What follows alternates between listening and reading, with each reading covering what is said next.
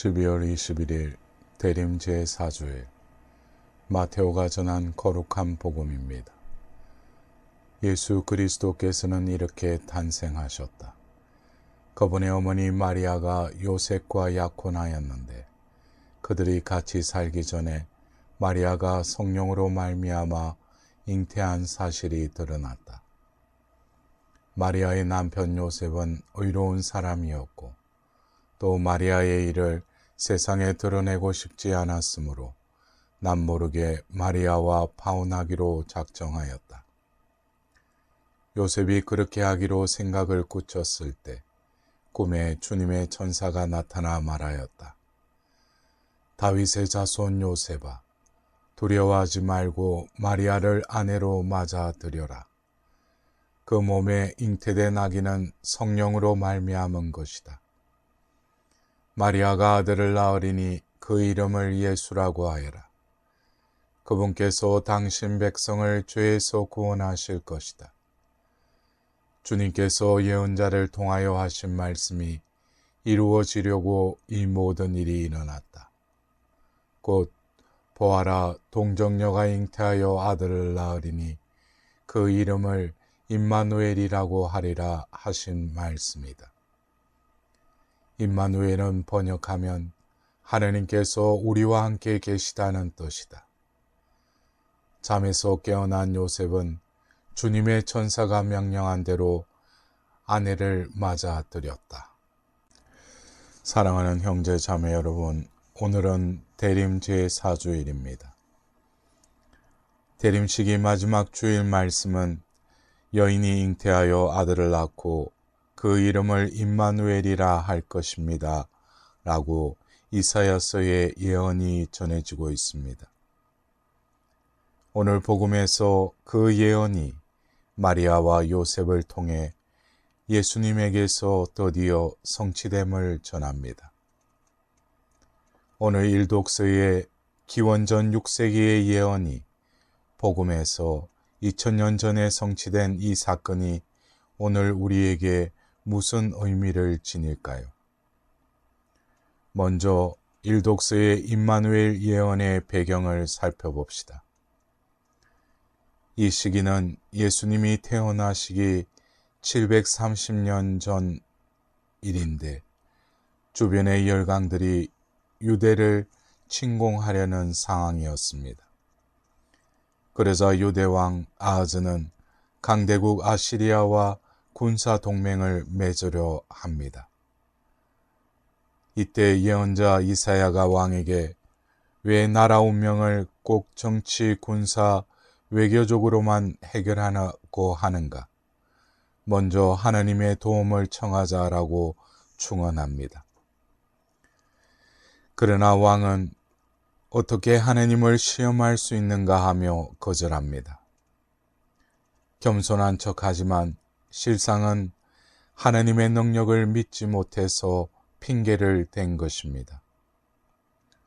또 하나님의 활약으로 자신의 권력이 약화될까 두려워서 그냥 하나님을 성전 안에 고이 모시면 도려는 교만이 바탕에 깔려 있습니다. 이에 동정녀가 잉태하여 아들을 낳고 그 이름을 임마누엘이라 할 것입니다. 라는 예언이 내립니다.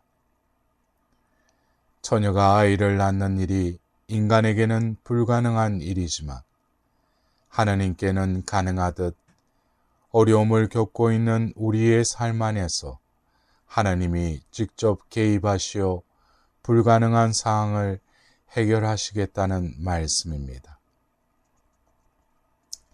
신앙인은 하나님을 우리 삶으로 주님을 모시는 사람입니다.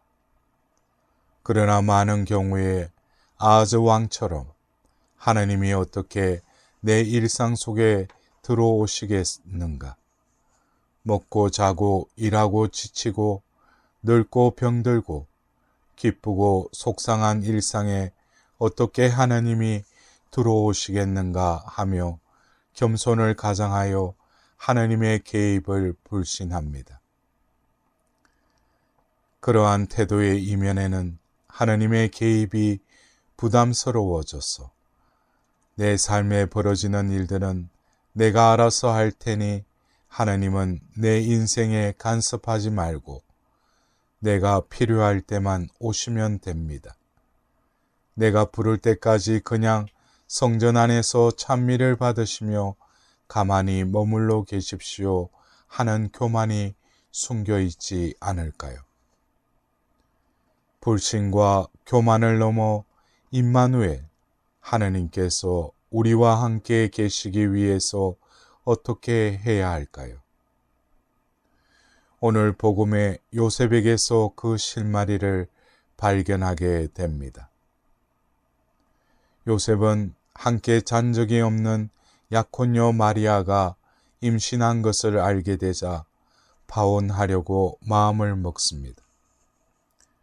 직접 표현은 하지 않았지만 요셉의 심정은 참으로 난감하고 힘들었을 것입니다. 그런데 꿈에 천사가 나타나 그 임신이 성령으로 말미암은 것이요 그 아들을 통해 구원이 성취될 것임을 일러줍니다. 꿈속에서 들은 뜬금없는 이 말씀, 요셉은 받아들이기 어려운 상황에서 전해진 이해할 수 없는 말씀을 받아들여 마리아를 아내로 맞아들입니다.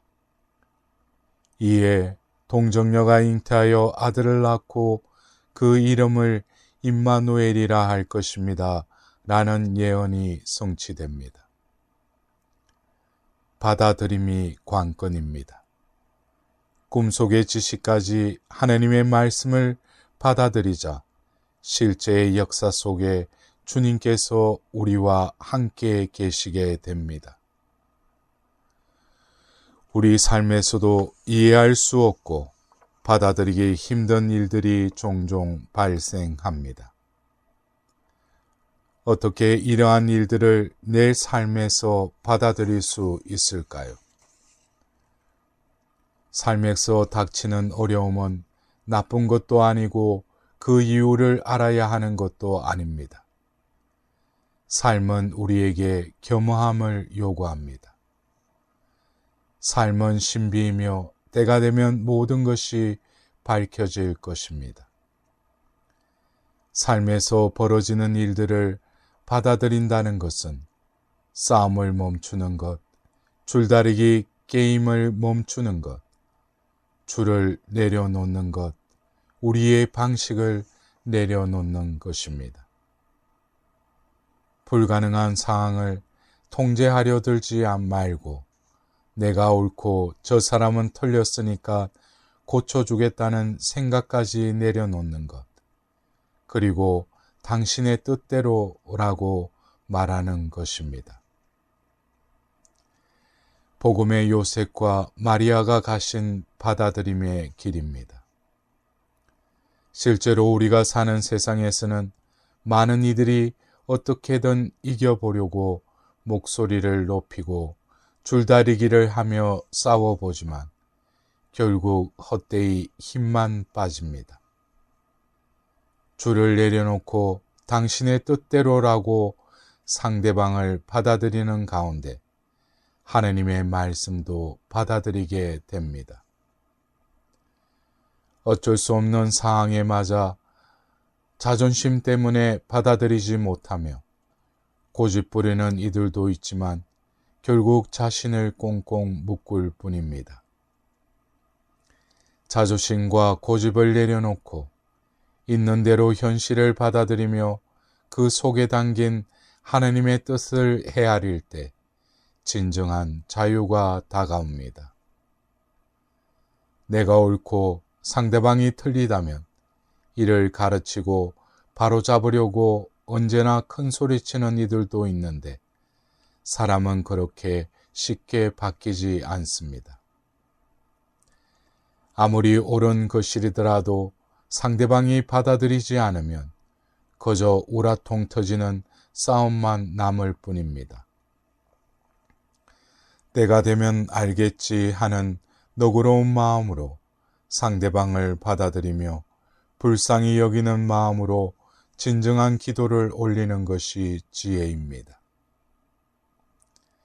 상대방뿐 아니라 힘들고 냉혹한 현실 앞에 아무것도 할 수 없는 우리 자신도 받아들입시다.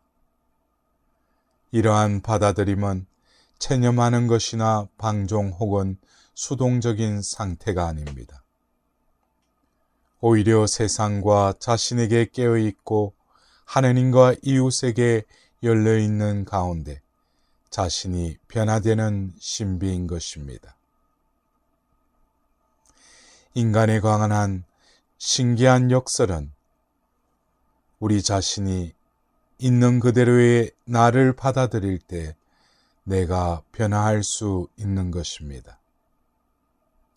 사랑하는 형제 자매 여러분, 요셉과 마리아는 하느님의 섭리를 받아들임으로써 임마누엘이 이루어졌습니다. 우리 삶에 하느님의 이끄심을 받아들일 때 나를 위해 태어나시는 아기 예수님을 만납니다. 또한 새로이 태어나는 자신의 모습을 발견하게 됩니다. 이때 주님께서 우리와 함께 계시는 임마누엘의 신비가 우리에게 실현될 것입니다.